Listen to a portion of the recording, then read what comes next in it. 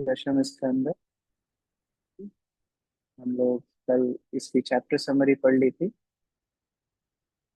कृष्ण द्वारा अविवाहिता गोपियों का चिरहरण। श्लोक संख्या 1। श्री शुक उवाच हेमन्ते प्रथमे मासि नन्दव्रज कुमारिका चेरुर्हाविष्यं भुञ्जाना कात्यायनी अर्चना व्रतम।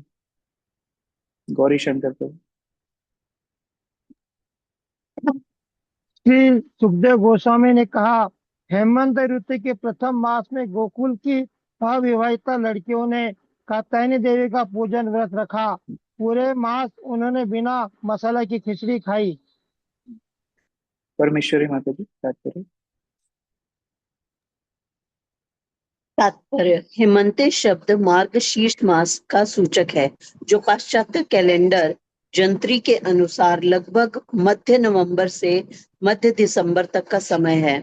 श्रील प्रभुपाद ने भगवान श्री कृष्ण में भाग 1 अध्याय 22 टीका की है कि सर्वप्रथम गोपियों ने हविष्यान खाया। यह हविष्यान एक प्रकार का भोजन है जो मूंग की दाल तथा चावल को एक साथ पकाकर तैयार किया जाता है, जिसमें हल्दी या कोई मसाला नहीं डाला जाता।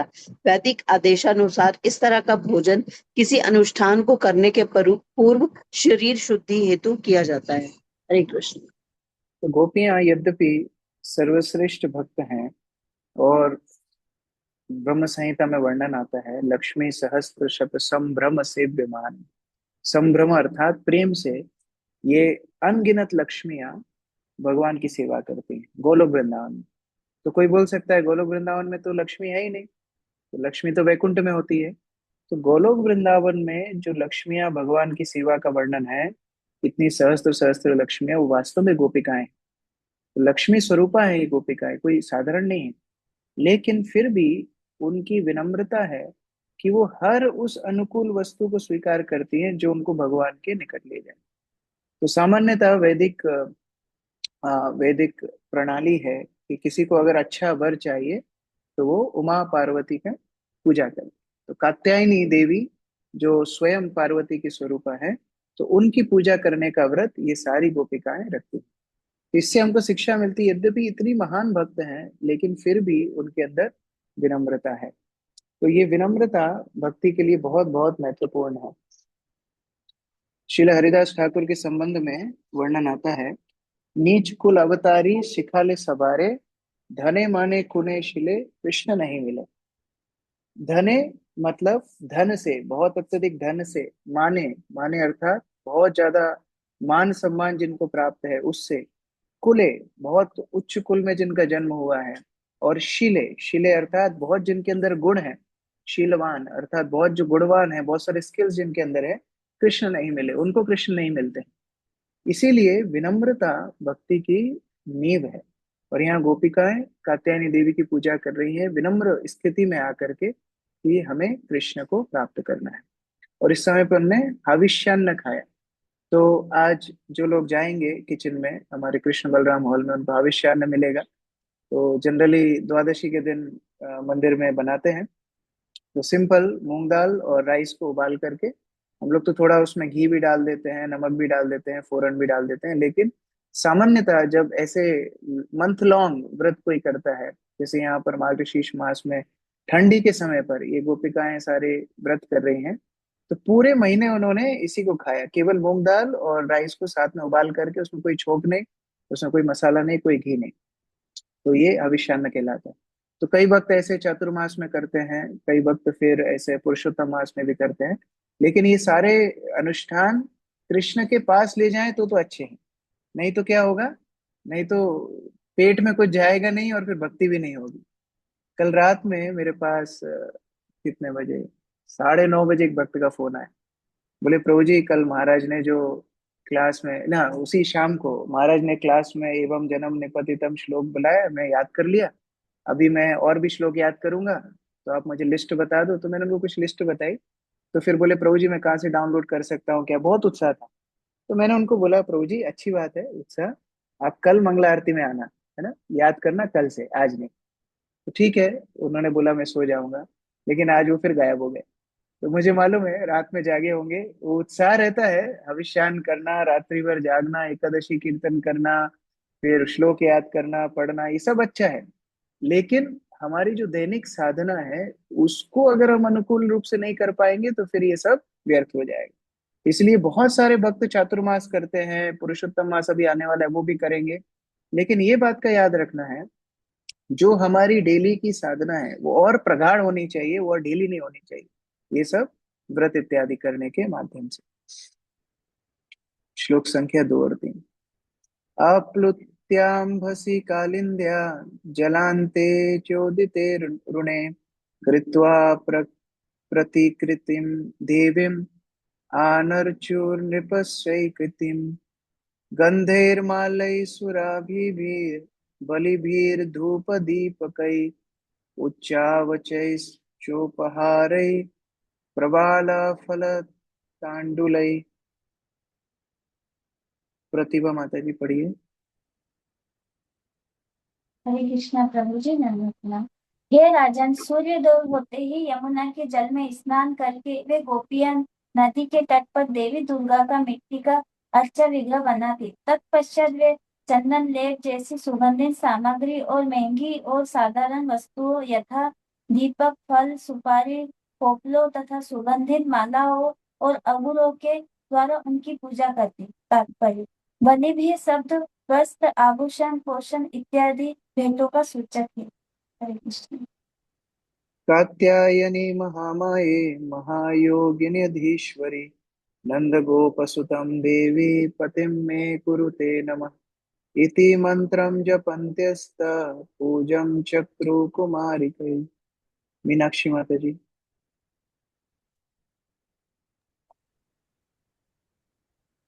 हरे कृष्ण प्रभु जी। प्रत्येक अविवाहित लड़की ने निम्नलिखित मंत्र का उच्चारण करते हुए उनकी पूजा की। हे देवी कात्यायनी, हे महामाई, हे महायोगिनी, हे अधीश्वरी, आप महाराज नंद के पुत्र को मेरा पति बना दे। मैं आपको नमस्कार करता हूँ। तो हरे यहाँ कृष्ण। पर यद्यपि हम लोग जब कृष्ण भावनामृत में जुड़ते हैं, हम लोग सीखते हैं कि कृष्ण परम पुरुष भगवान है, एकले ईश्वर कृष्ण और सब भृत्य। लेकिन फिर कई बार गलती क्या होती है, भक्त लोग देवी देवताओं को उपहास करने लगते हैं, निंदा करने लगते हैं, अपमान करने लगते हैं। तो ये भी दूसरा नाम अपराध है। हम लोग दूसरे नाम अपराध में बोलते हैं शिव ब्रह्मा आदि देवों के नाम को भगवत नाम के समान अथवा उनसे स्वतंत्र समझना। तो दोनों ही अपराध है, भगवान के समान देवी देवताओं को मानना वो भी, और उनको भगवान से अलग मानना ये भी, दोनों ही अपराध है। तो हमें क्या करना चाहिए? जैसे गोपियां यहाँ पर कात्यायनी माता की उपासना कर रही है, लेकिन कृष्ण को वर रूप में मांग रही है। उसी तरह हम कोई भी मंदिर में जा सकते हैं, ऐसा नहीं है कि हम मंदिर में नहीं जाते। हम महाकाली में मंदिर में जाते हैं, अलग अलग देवी देवताओं के मंदिरों में भी जाते हैं, लेकिन प्रार्थना क्या करना चाहिए? कृष्ण भक्ति की प्रार्थना करनी चाहिए। और वास्तव में कात्यायनी कौन थी, ये भी तात्पर्य में बताया गया हमारे आचार्य द्वारा, कि वो महामाया की स्वरूपा नहीं है, वो योग माया की स्वरूपा है। अमित प्रभु पढ़िए। हरे कृष्ण प्रभु जी, संगत प्रणाम। तात्पर्य: विभिन्न आचार्यों के अनुसार इस श्लोक में उल्लेखित देवी दुर्गा माया कहलाने वाली भगवान श्री कृष्ण की भ्रामक शक्ति नहीं, अपितु योग माया कहलाने वाली श्री भगवान की अंतरंगी शक्ति है। नारद पंचरात में श्रुति तथा विद्या के वार्तालाप में श्री भगवान की अंतरंगी शक्ति तथा बहिरंग शक्ति एवं मोह माया तथा योग माया का अंतर बताया गया है। ज्ञानेत परा कांत सेवा दुर्गा तदात्मिका या परा परसा परमा शक्तिर्महाविष्णु रूपिणी यस्या विज्ञान मात्रेण परिणाम परमात्मनः मुहूर्ता देवदेवस्य प्राप्ति भवति न अन्यथा एकयं प्रेम सर्वस्य स्वभावा गोकुलेश्वरी अनया सुलभो ज्ञेय आदिदेव अखिलेश्वरः अस्या आवरिका शक्तिर महामाया महाया अखिलेश्वरी यया मुग्ध जगत सर्वदेह भामिनी। श्री भगवान की निकृष्ट शक्ति दुर्गा कहलाती है, जो श्री भगवान की प्रेमा भक्ति में समर्पित है। श्री भगवान की शक्ति होने के कारण यह निकृष्ट शक्ति उनसे अभिन्न है। एक अन्य उत्कृष्ट शक्ति है जिसका आध्यात्मिक स्वरूप साक्षात श्री भगवान जैसा ही है। इस उत्कृष्ट पराशक्ति को वैज्ञानिक रूप में समझ लेने मात्र से मनुष्य सभी आत्माओं के परमात्मा, समस्त ईश्वरों के ईश्वर को प्राप्त कर सकता है। उन्हें प्राप्त करने की कोई अन्य विधि नहीं है। यह पराशक्ति गोकुलेश्वरी अर्थात गोकुल की देवी कहलाती है। वे स्वभाव से भगवत प्रेम में सदैव मग्न रहती है और उन्हीं के माध्यम से सभी के स्वामी आदि ईश्वर को प्राप्त किए जा सकते हैं। इस अंतरंगी शक्ति की एक आच्छादक शक्ति होती है जो महामाया कहलाती है, और वही भौतिक जगत पर शासन चलाती है। वास्तव में वह संपूर्ण ब्रह्मांड को मोहती है, जिसके कारण ब्रह्मांड के अंदर का हर प्राणी अपनी पहचान भौतिक शरीर के रूप में करता है। उपयुक्त कथन में यह समझाया जा सकता है कि श्री भगवान की अंतरंगी तथा बहिरंगी अर्थात परा तथा अपरा शक्तियां क्रमशः योग माया तथा महामाया के रूप में है। कभी कभी दुर्गा नाम अंतरंगी पराशक्ति को सूचित करने हेतु प्रयुक्त किया जाता है, जैसा कि पंचरात्र में वर्णित है। श्री कृष्ण की पूजा के लिए प्रयुक्त किए जाने वाले सारे मंत्रों की अधिष्ठात्री देवी दुर्गा कहलाती है। इस प्रकार परम सत्य श्री कृष्ण की महिमा और पूजा में प्रयुक्त दिव्य ध्वनियों में उस विशिष्ट मंत्र की अधिष्ठात्री देवी दुर्गा कहलाती है। अतः दुर्गा नाम उस व्यक्तित्व का सूचक है जो श्री भगवान की अंतरंगी शक्ति के रूप में कार्य करती है और शुद्ध सत्व अर्थात शुद्ध दिव्य अस्तित्व के पद पर होती है। यह अंतरंगी शक्ति भगवान श्री कृष्ण की बहन एकांशा या सुभद्रा मानी जाती है। वृंदावन की गोपियां इसी दुर्गा की पूजा करती हैं। कई आचार्य ने इंगित किया है कि सामान्य लोग कभी कभी मोहग्रस्त होकर सोचते हैं कि महामाया तथा दुर्गा नाम श्री भगवान की बहिरंगा शक्ति के लिए ही प्रयुक्त होते हैं। यदि हम सैद्धांतिक तौर पर यह मान भी लें कि गोपियां बहिरंगा माया की पूजा करती थी, इसमें उनका कोई दोष नहीं, क्योंकि भगवान श्री कृष्ण से प्रेम करने की लीलाओं में वे समाज के सामान्य जन की भूमिका निभा रही थी। इस संबंध में श्रील प्रभुपाद का टीका है, वैष्णव लोग सामान्यतः किसी देवता की पूजा नहीं करते। श्रील नरोत्तम दास ठाकुर ने शुद्ध भक्ति में अग्रसर होने के इच्छुक व्यक्ति को समस्त देवताओं की पूजा करना कठोर रूप से वर्जित किया है। फिर भी गोपियां, जिनका कृष्ण प्रेम अद्वितीय है, दुर्गा की पूजा करती देखी जाती हैं। देवताओं की पूजक भी कभी कभी उल्लेख करते हैं कि गोपियों भी देवी दुर्गा की पूजा करती थी, किंतु हमें गोपियों के उद्देश्य को समझना चाहिए। सामान्यतः लोग किसी भौतिक वर्ग के लिए देवी दुर्गा की पूजा करते हैं। यह तो गोपियां श्री भगवान श्री कृष्ण को प्रसन्न करने या उनकी सेवा करने के लिए कोई भी साधन अपना सकती थी। यह गोपियों की सर्वोत्कृष्ट विशिष्टता थी। उन्होंने भगवान श्री कृष्ण को पति रूप में पाने के लिए दुर्गा देवी को पूरे 1 मास तक पूजा की। प्रतिदिन वे नंद महाराज के पुत्र भगवान श्री कृष्ण के पति रूप में पाने हेतु प्रार्थना करती थी। निष्कर्ष यह है कि भगवान श्री कृष्ण के निष्ठावान भक्त दिव्य गोपियों में किसी भौतिक गुण के विद्यमान होने की कभी कल्पना नहीं करेंगे, क्योंकि गोपियां भगवान श्री कृष्ण के सर्वोच्च भक्त हैं। उनके समस्त कार्यों का एकमात्र लक्ष्य भगवान श्री कृष्ण से प्रेम करना और उन्हें प्रसन्न करना था। और यदि हम मूर्खतावश उनके कार्यकलापों को सांसारिक मानते हैं तो फिर हम कृष्ण भावनामृत को कदापि नहीं समझ सकेंगे। हरे कृष्ण। तो यहाँ पर 3 प्रमुख शिक्षाएं इस तात्पर्य में। एक शिक्षा है कि भगवान की अंतरंगा और बहिरंगा शक्तियां एक दूसरे के साथ अदला बदली कर सकती है भक्त के भाव के अनुसार। गोपियां जब कात्यायनी की पूजा कर रही हैं, वो कात्यायनी भगवान की योग माया शक्ति के रूप में वहां पर प्रस्तुत है, अंतरंगा शक्ति के रूप में प्रस्तुत। और भौतिक लोग जब भगवान को भी पूजा करते हैं, वो काम वासनाओं के लिए भगवान के पास आते हैं, तो उनका लेखा जोखा जो कुछ है वो महामाया के अंडर ही होता है। क्योंकि शुद्ध भक्ति के लिए भगवान पूरे जगत को योग मायामय कर देते हैं। कल क्लास में इजोनस भक्ति प्रेम स्वामी महाराज बता रहे थे कि प्रहलाद महाराज भगवान को जब प्रार्थना कर रहे हैं, तो वहां पर उल्लेखित आता है कि भगवान आपकी जो सेवा में लगा है वो दिव्य स्थिति में है। क्यों? कि अगर कोई व्यक्ति राजा की सेवा कर रहा है तो ऑलरेडी महल के अंदर है, उसी तरह कोई भी व्यक्ति भगवान की सेवा कर रहा है तो भौतिक जगत में होते हुए भी वो आध्यात्मिक जगत में है। क्योंकि अभी महामाया उसके ऊपर काम नहीं करती, अभी योग माया ही उसके ऊपर काम करती है। तो इसीलिए यद्यपि सारी गोपिकाएं कात्यायनी व्रत कर रही हैं, लेकिन वास्तव में अर्चना कर रही योग माया की। ये सबसे पहले हमको समझना है। जैसे चैतन्य महाप्रभु जगन्नाथ का दर्शन करते थे, जो कि द्वारका कृष्ण है, लेकिन उनको कौन दिखते थे? उनको श्याम सुंदर कृष्ण, वृंदावन कृष्ण दिखते। वो अलग अलग मंदिरों में, नरसिंह मंदिर में जाते थे, वो लिंगराज मंदिर में गए, शिव जी के मंदिर में गए, अलग अलग देव स्थानों में, श्रीरंगम में गए, अलग अलग मंदिरों में गए, लेकिन उनका भाव हमेशा वृंदावन का ही होता था। क्यों? क्योंकि वो कहीं भी हो, उनके प्रेम के कारण योग माया शक्ति वृंदावन का स्वरूप उनको दिखाती थी।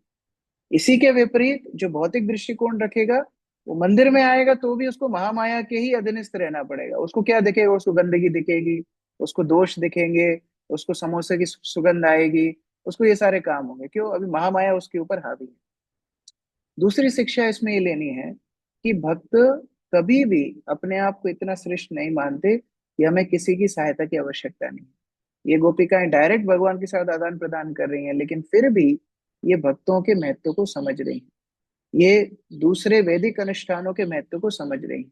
तो जितना कोई भक्त अपनी भक्ति में पारंगत होता है, वो भक्ति की पथ को, भक्ति की साधना, भक्ति के नियमों को, बाकी वैष्णव को, सबको सम्मान करना सीखता है। तीसरा, यहाँ पर लास्ट लाइन में बहुत विशेष बात बोली है कि यदि हम मूर्खतावश गोपियों के कार्यकलापों को सांसारिक मानते हैं, तो फिर हम कृष्ण भावनामृत को कदापि नहीं समझ सकेंगे। तो ये जो अध्याय है, ये हमारी हमारे श्रद्धा की भी परीक्षा है कि वास्तव में हम कितना कृष्ण भक्ति को समझे हैं। गोपियों की जो भगवान के साथ आदान प्रदान की लीलाएं हैं, उनको अगर सांसारिक दृष्टिकोण से अभी भी हम देख रहे हैं, मतलब कृष्ण भक्ति में हमारा प्रवेश नहीं है। और जब हम इसको आध्यात्मिक आदान प्रदान समझेंगे, तभी हम कृष्ण भावनामृत को कुछ अंश मात्र समझ पाएंगे। एवं मां संवृतम चेरो कुमार्य कृष्ण चेतसा भद्रकालिन समान चर्चो भूयाम नंद सुतः पति। संजय प्रभु पढ़िए।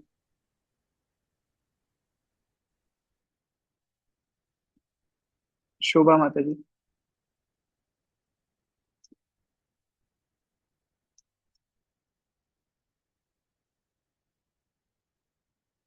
अनम्यूट नहीं कर।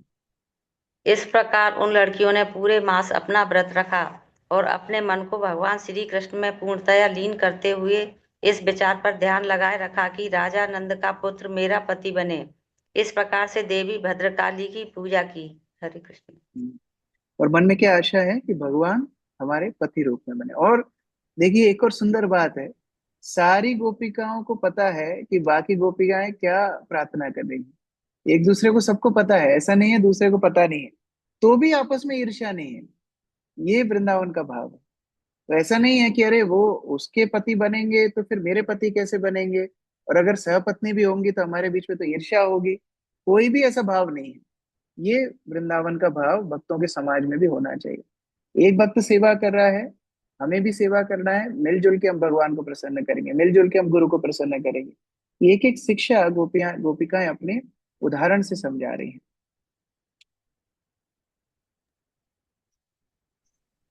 उष्यसि उत्थाय गोत्रैस्वैरन्योन्नाबद्धभाहवा कृष्णमुच्चैर्जगोर्जन्त कालिन्द्यां स्नातुम् अन्वहम्। आशीष परमार प्रभु पढ़िए। हरे कृष्ण प्रभु जी। प्रतिदिन वे बड़े तड़के उठती, एक दूसरे का नाम ले लेकर वे सब हाथ पकड़कर स्नान के लिए कालिंदी नदी जाते हुए श्री कृष्ण की महिमा का जोर जोर से गायन करती। हरे कृष्ण। तो भक्ति क्या है? भक्ति एक दूसरे को जोड़ने वाला है, भक्ति तोड़ने वाली चीज नहीं है। तो जैसे ही वो उठती थी, ऐसा नहीं कि मैं पहले पहुंच जाऊंगी तो मैं एक्स्ट्रा कुछ कर लूंगी। एक दूसरे को बुलाती थी, एक दूसरे को नाम लेकर के, बुला करके, हाथ पकड़ के साथ में जाती थी ये अनुष्ठान करने के लिए। गुरु महाराज बताते हैं कि भक्ति जीवन में बाहर से माया कभी भी भक्तों को परेशान कर नहीं सकती।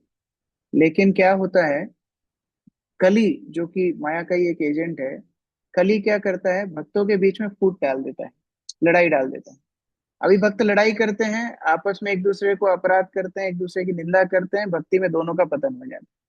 तो इस तरह से जब भक्तों के बीच में भेदभाव होगा, भक्तों के बीच में लड़ाइयाँ होंगी, स्पर्धा होगी, तो इसका मतलब माया उनके ऊपर हावी है।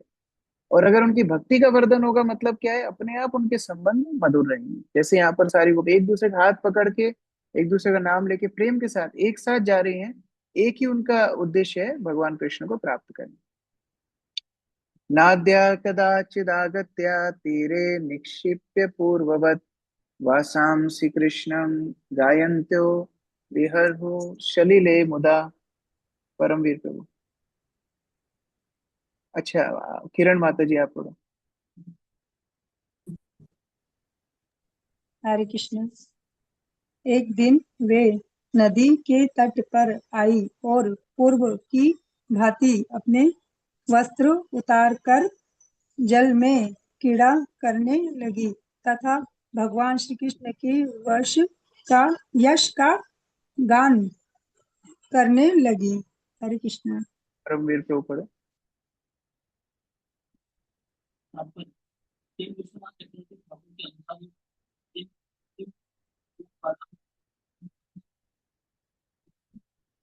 क्या आवाज आ नहीं रही? अनम्यूट कर लो।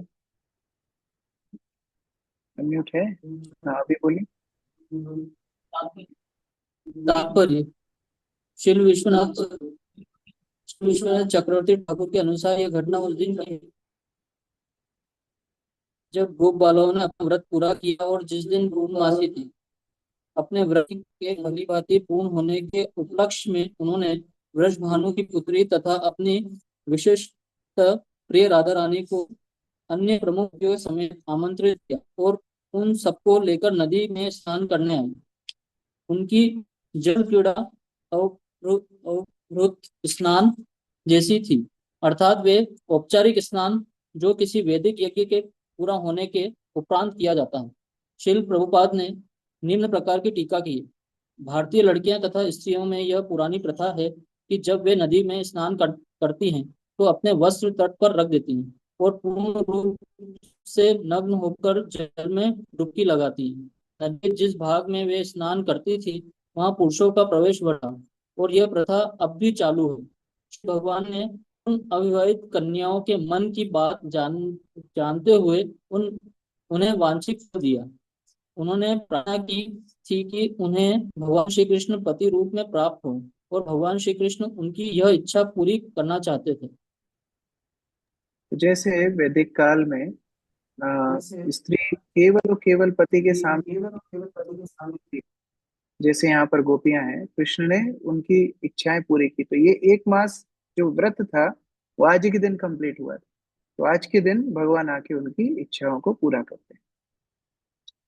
भगवान तद अभिप्रेत्य कृष्णो योगेश्वरेश्वरा वयस्यैरावृतस्तत्र गता गतस्तत्कर्म सिद्धये। अनीता साहू माता जी। योगेश्वरों के भी ईश्वर भगवान कृष्ण इस बात से अवगत थे कि गोपियां क्या कह रही हैं, अतः वे अपने समवयस्क संगियों के साथ गोपियों को उनकी साधना का फल देने गए। हरे कृष्ण कितना प्रभु। सतर्कता से सुखदेव गोस्वामी ये लीला सुना रहे हैं, कितने विशेषण यूज कर रहे हैं। यहाँ बोल रहे हैं भगवान, कोई ये ना सोचे कि कोई सामान्य बालक जा रहा है, भगवान है। उसके बाद योगे ईश्वर ईश्वरा, योगेश्वर भी नहीं बोल रहे हैं, योगेश्वर ईश्वरा, मतलब योग सिद्धियों के ईश्वर बहुत हो सकते हैं, उनके भी ईश्वर, उनके भी स्वामी भगवान श्री कृष्ण है जो सब कुछ जानते हैं। ऐसे भगवान जा करके गोपियों की इच्छाओं को पूर्ण कर रहे हैं। रघुवीर प्रभु। हरे कृष्णा। तात्पर्य। योगेश्वरों के भी ईश्वर होने के कारण भगवान कृष्ण आसानी से गोपियों की इच्छाओं को समझ सकते थे और उनकी पूर्ति भी कर सकते थे। सम्मानित कुटुंबों की तरुणियों की तरह एक तरुण बालक के समक्ष गोपियों का नग्न अवस्था में प्रकट होना अपने प्राण त्यागने की अपेक्षा अधिक लज्जाशील था। फिर भी भगवान श्री कृष्ण ने उन्हें जल से बाहर आने और नमस्कार करने के लिए बाध्य कर दिया। यद्यपि गोपियों के शारीरिक अंग पूर्णतया विकसित थे और कृष्ण उनसे एकांत स्थान में मिले थे तथा उन्हें पूरी तरह से अपने वश में कर लिया था, किंतु उनके मन में भौतिक इच्छा का लेश मात्र भी नहीं था, क्योंकि भगवान पूर्णतया दिव्य है। भगवान श्री कृष्ण दिव्य आनंद के सागर है और वे आध्यात्मिक स्तर पर सामान्य काम भावना से पूर्णतया मुक्त होकर अपने आनंद को बांटना चाह रहे थे। श्रील विश्वनाथ चक्रवर्ती ठाकुर कहते हैं कि यहाँ भगवान श्री कृष्ण के जिन संगियों का उल्लेख हुआ है वे केवल 2-3 वर्ष के नन्हे बच्चे थे। वे एकदम नंगे थे और उन्हें स्त्री तथा पुरुष में अंतर नहीं पता था।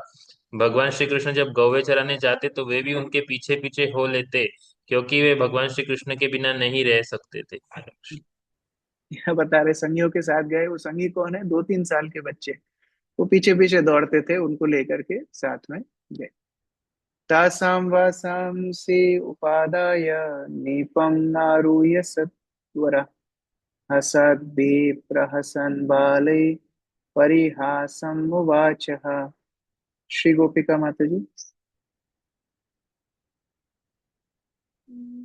लड़कियों के व्रत उठाकर वे तेजी से कदम्ब वृक्ष की चोटी पर चढ़ गए। तत्पश्चात जब वे जोर से हंसे तो उनके साथी भी हंस पड़े और उन्होंने उन लड़कियों से ठिठोली करते हुए कहा। ये स्थान अभी भी वृंदावन में है, चीर घाट। उस स्थान में, यद्यपि वो घाट क्या था, माताओं के स्नान करने का स्थान था, वहां पे पुरुष की एंट्री वर्जित थी। भगवान वहां पर जाते हैं और कदम वृक्ष पे सभी वस्त्र उठा करके वहां पर जोर जोर से हंसने लगते हैं। आत्रागत्य बलः कामं स्वं स्वं वासा पर गृहताम सत्यं ब्रुवाणिनो नर्मा यद्यूयं व्रतकार्षिता। प्रमोदानंद प्रभु जी। हरे कृष्ण प्रभु जी। भगवान कृष्ण ने कहा, हे लड़कियों, तुम चाहो तो एक एक करके यहाँ आओ, अपने वस्त्र वापस ले जाओ। मैं तुम लोगों से सच कह रहा हूँ, मैं मजाक नहीं कर रहा हूँ, क्योंकि मैं देख रहा हूँ कि तुम लोग तपस्या पूर्ण व्रत करके से थक गई हो। हरे कृष्ण प्रभु जी। तपस्या की सफलता क्या है? तपस्या की सफलता है भगवान कृष्ण को प्राप्त करना। नाराधितो यदि हरिम तपसा किम। यदि भगवान की आराधना कोई नहीं करता तो उसको तपस्या क्या फल देगी? आराधितो यदि हरिम तपसा किम। यदि कोई भगवान की आराधना करता है, उसको भगवान प्राप्त हो गए हैं, तो फिर तपस्या किस काम की? यहाँ तपस्या की सफलता है कि भगवान कृष्ण सामने आ गए, तो बोलते हैं अभी आपकी तपस्या सफल हुई, आप आओ यहाँ से मुझसे वस्त्र लेकर के जाओ। वास्तव में भगवान परीक्षा ले रहे हैं सामान्य दृष्टि से, लेकिन आंतरिक दृष्टि से भगवान गोपियों के प्रेम का आदान प्रदान कर रहे हैं। साथ ही में सारी दुनिया को बता रहे हैं, जैसे हम पहले दिन भी चर्चा कर रहे थे भूमिका के रूप में, कि भगवान ये सिद्ध कर रहे हैं कि गोपिकाएं कितनी समर्पित है कि उनको कोई चिंता नहीं है, उनकी लाज की कोई चिंता नहीं, परिवार की कोई चिंता नहीं, सामाजिक रीतियों की कोई चिंता नहीं। ये समर्पण गोपियों को सर्वश्रेष्ठ भक्त बनाता है। तो कल एक भक्त बोल रहे थे, मेरे से पूछ रहे थे कौन सा अध्याय चल रहा है, मैं बोला चीरहरण। तो बोले अरे बाप रे, चीरहरण? मैंने बोला सबका चीरहरण होता है, गोपियों का चीरहरण अलग तरह से हुआ, वो तो प्रेम का आदान प्रदान है। हमारे भी कपड़े छीनते हैं भगवान। हमारे कपड़े क्या है? हमारे काम, क्रोध, लोभ, मद, मोह, मत्सर के जो अहंकार रूपी आवरण है, उनको भी वांछान से बोला है, वांछान से जीर्णानि यथा विहार। तो मृत्यु के समय भगवान तो छोड़ दो, यहाँ तो गोपियों के भगवान ने कपड़े छुड़ाए, हमारे यमदूत कपड़े छुड़ाते हैं। हमारा शरीर क्या है? कपड़े हैं, खींच करके छुड़ा लेते हैं। और फिर हम भीख मांगते हैं, अरे अभी क्या करें क्या करें, नहीं अभी तुम नरक में जाओ, क्योंकि तुमने भगवान का भजन ठीक से नहीं किया। नामो योदित पूर्वं वा अनृतं तद इमे विदु एकैकशा प्रतीक्षाद्वां सहैवेति सुमध्यमा। अंजना माता जी पढ़िए। हरे कृष्ण प्रभु जी, राम प्रणाम। मैंने पहले कभी झूठ नहीं बोला और ये बालक इसे जानते हैं। अतएव हे क्षीण कटी वाली बालाओं, या तो एक एक करके या फिर सभी मिलकर इधर आओ और अपने वस्त्र उठा ले जाओ। हरे कृष्ण।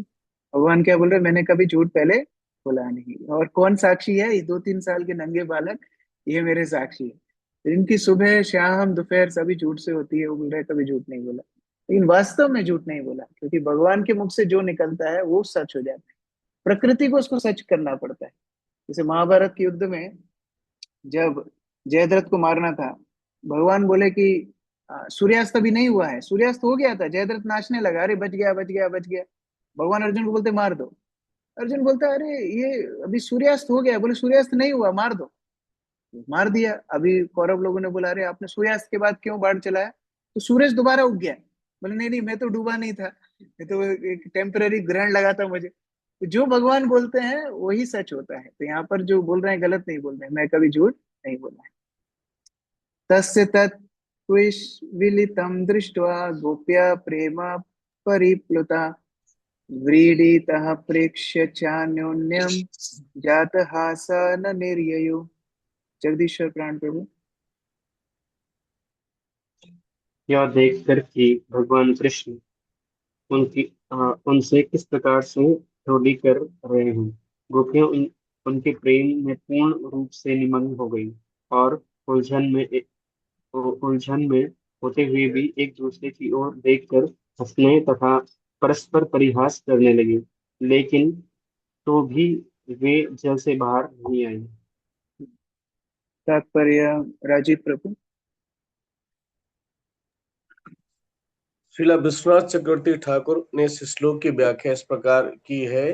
गोपियां अत्यंत सम्मानीय परिवार की थी, अतः उन्होंने कृष्ण से तर्क किया होगा, आप हमारे वस्त्रों को नदी के तट पर छोड़कर क्यों नहीं चले जाते।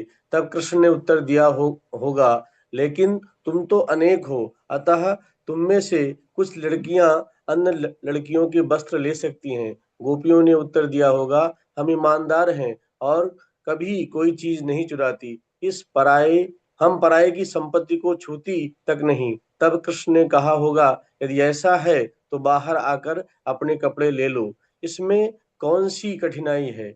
जब जब गोपियों ने कृष्ण के संकल्प को देखा तो वह प्रेम पूरित आनंद से भर गई। यद्यपि वह सकुचाई थी, किंतु कृष्ण का ऐसा आकर्षण देखकर अत्यंत हर्षित थी। कृष्ण उनसे इस तरह परिहास कर रहे थे मानो वह उनकी पत्नियां या प्रेमिकाएं हों, और गोपियां तो बस यही चाहती थी, किंतु वह सकुचाई थी कि वह उन्हें नग्न देख जो रहे थे, किंतु तो भी वह उनके परिहास युक्त शब्दों पर अपनी हंसी नहीं रोक पा रही थी और वह भी परस्पर मजाक करने लगी। एक गोपी ने दूसरे से निवेदन किया, आगे जाओ, तुम सबसे पहले जाओ और हमें देखने दो कि कृष्ण तुम्हारे साथ क्या कोई चाल चलते हैं, तब फिर हम भी जाएंगे। हरे कृष्ण। इस प्रकार कोई अगर व्यक्ति ट्राई भी करेगा, उसको खूब पिटाई पड़ेगी, लोग खूब मारेंगे उसको। लेकिन भगवान के साथ आदान प्रदान गोपियां बड़े हास्य रूप से कर रही हैं। भगवान भी मजाक कर रहे हैं कि देखो, तुम लोग के सब कपड़े मैंने मिला दिए, अभी तुम तो कोई अच्छे अच्छे कपड़े उठा के ले जाओगे, दूसरे कपड़े ले जाओगे तो क्या होगा, इसलिए कि करके आओ, मैं छाट के दूंगा कौन से कपड़े किसके। गोपिकाएं भी बोलती है, नहीं नहीं, हम नहीं आएंगे, हम ईमानदार लोग हैं, हम लोग ऐसे चोरी नहीं करते। दोनों का परस्पर प्रेम का आदान प्रदान चल रहा है। तो इस तरह ये जो लीलाएं हैं, ये दिव्य स्तर की लीला है। भौतिक जगत आध्यात्मिक जगत का प्रतिबिंब है। और छाया में क्या होता है, प्रतिबिंब में क्या, रिफ्लेक्शन में क्या होता है, जो सबसे ऊंचा वस्तु है वो रिफ्लेक्शन में सबसे नीचे दिखता है। उसी प्रकार से जो क्रीड़ा है ये भौतिक जगत में एकदम असामाजिक है, इमोरल है, वो आध्यात्मिक जगत में सर्वश्रेष्ठ है।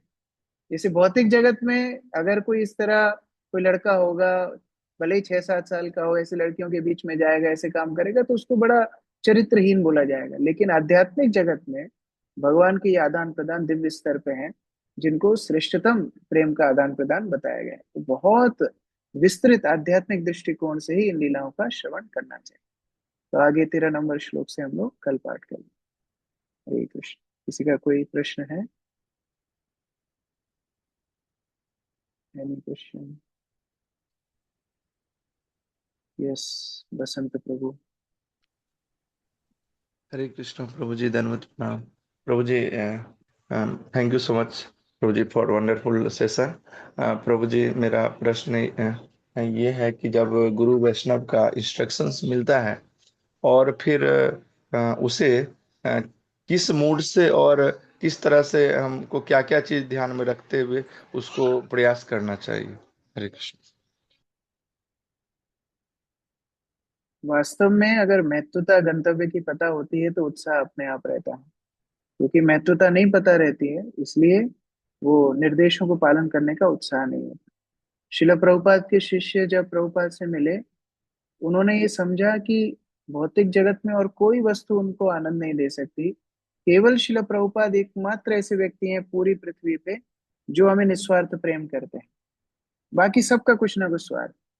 तो जब ये कन्विक्शन उनके अंदर आया तो फिर उन्होंने प्रभुपाद के निर्देशों को शब्दशः पालन किया। अभी हमारे पास बहुत सारे शेल्टर्स हैं तथाकथित, हमको लगता है ये भी हमारी मदद करेंगे, वो भी हमारे, तो देखो परिवार के जन भी तो कितना प्रेम करते हैं, वो भी तो हमारे बर्थडे पे गिफ्ट देते हैं, कितने लोग हमको प्रशंसा करते हैं। फिर देखो हमारे ऑफिस वाले भी कितने अच्छे हैं, फिर देखो बॉस भी कितना अच्छा है, वो हमको पैसे देता है, हमारी मदद करता है, हमारा शरीर भी कितना बलिष्ठ है।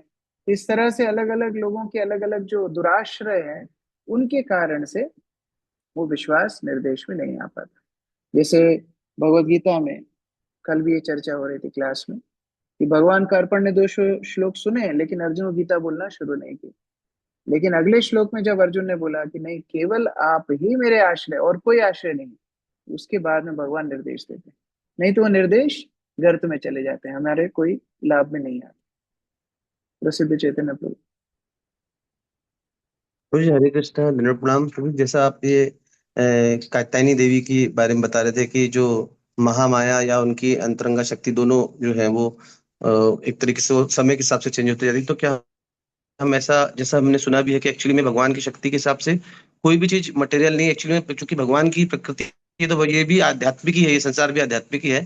तो हम इसको कैसे समझे, मतलब हम यदि भगवान से डिस्कनेक्टेड है तो हम लोग मटेरियलिस्टिक है, यदि हम यहाँ रहते हुए भी कनेक्टेड है तो हम लोग आध्यात्मिक, ऐसा समझ सकते हैं? हाँ, भक्त की कोई चिंता नहीं होनी चाहिए। प्रहलाद महाराज भगवान नृसिंहदेव को प्रार्थना कर रहे हैं, हे भगवान नृसिंहदेव, मुझे मेरे उद्धार की चिंता नहीं है, क्योंकि मैं तो आपके नाम गुण रूप लीला का श्रवण कीर्तन कर रहा हूँ, अमृत पान कर रहा हूँ। तो मैं यहाँ रहूंगा, चाहे भगवत धाम चला जाऊंगा, कोई फर्क नहीं पड़ता। और आप अपने आप से पूछ लीजिए, चलो प्रहलाद महाराज तो बहुत दूर की बात है, आप अपने आप से पूछ लीजिए, अभी जो स्थिति में आप हैं, रोज आ रहे हो, राधा मदन मोहन का मंगलारती दर्शन कर रहे हो, भक्तों के साथ जप कर रहे हो, तुलसी में जल दे रहे हो, इतने सुंदर भक्तों का दर्शन रोज मिलता है, भगवान का दर्शन मिलता है, महाप्रसाद मिलता है, फिर शाम को भी आप प्रचार कार्य में लगते हो, ये भगवत धाम से कोई कम थोड़ी है, भगवत धाम ही है। तो भक्त को चिंता ही नहीं होना चाहिए, अरे क्या होगा मेरा मृत्यु के बाद, भगवत धाम मिलेगा कि नहीं मिलेगा, कि अगले जन्म में फिर मैं सुअर कुकर बनूंगा। इतनी चिंता भक्तों को कभी नहीं होनी चाहिए। भक्त के लिए हर वस्तु आध्यात्मिक। कभी भी भगवान अपने भक्तों की उपेक्षा नहीं करते, कभी भी नहीं करते। इसलिए भक्त के लिए हर वस्तु आध्यात्मिक है, वो जो भी चीज को भगवान की सेवा में लगाएगा वो स्थिति आध्यात्मिक हो जाएगी। भक्त केवल एक ही चीज से डरते हैं, आप देख लेना, जितनी प्रार्थनाएं हैं अलग अलग भक्तों की, शुद्ध भक्तों की, वो सब एक ही चीज भगवान से बोलते हैं, भगवान हम कोई भी जन्म में जाए हम आपको भूले ना, क्योंकि आपको भूल जाएंगे तो वो चीज मायामय हो जाएगी।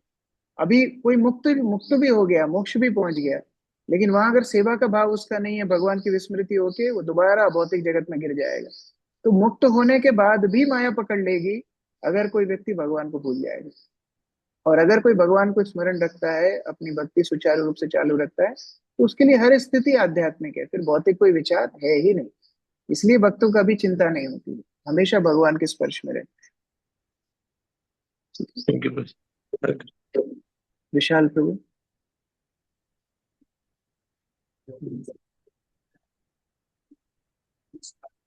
हम्म, ये प्रश्न है, मंत्रों में अधिष्ठात्री, वास्तव में वैदिक जितनी वस्तुएं हैं वो पर्सन्स हैं, वो व्यक्ति हैं। आध्यात्मिक जगत में हर चीज एक व्यक्ति है। जैसे तुलसी हम यहाँ पौधे रूप में देख रहे हैं, लेकिन आध्यात्मिक जगत में वही एक गोपिका है, वृंदा देवी। जैसे हम लोग यहाँ गायत्री बोलते हैं, तो गायत्री एक यहाँ पर मंत्र है, लेकिन आध्यात्मिक जगत में वही एक देवी है ना, गायत्री देवी। तो उसी तरह से हर वस्तु आध्यात्मिक जगत में एक व्यक्ति की स्वरूप है। तो जो वैदिक पंचरात्र मंत्र हैं उनको भगवान की बहिरंगा शक्ति का स्वरूप बोला है। बहिरंगा शक्ति वो जब कर्मकांड के रूप से होगा, और वही वैदिक मंत्र जब भगवान की सेवा में लगेंगे तो योग माया शक्ति हो जाएगी। जैसे पत्नी के माध्यम से पति की सेवा होती है, वैसे भगवान की शक्ति के माध्यम से भगवान की सेवा होती है। अभी देखो, हम लोग यज्ञ में आहुति डालते हैं, यज्ञ में आहुति डालते टाइम क्या बोलते हैं? स्वाहा। स्वाहा कौन है? अग्नि की पत्नी का नाम स्वाहा है। तो हम लोग जो स्वाहा बोलते हैं, मतलब अग्नि को हम आहुति दे रहे हैं स्वाहा के माध्यम से। उसी तरह से कृष्ण को उपासना करते हैं राधा रानी के माध्यम से। जितने वैदिक मंत्र हैं भगवान की शक्ति के स्वरूप है, वो यहाँ पर बने। ठीक है, बाकी प्रश्न फिर कर लेंगे। प्रभुपाद की जय, समवेत भक्तवृंद की जय, ग्रंथराज श्रीमद् भागवतम की जय।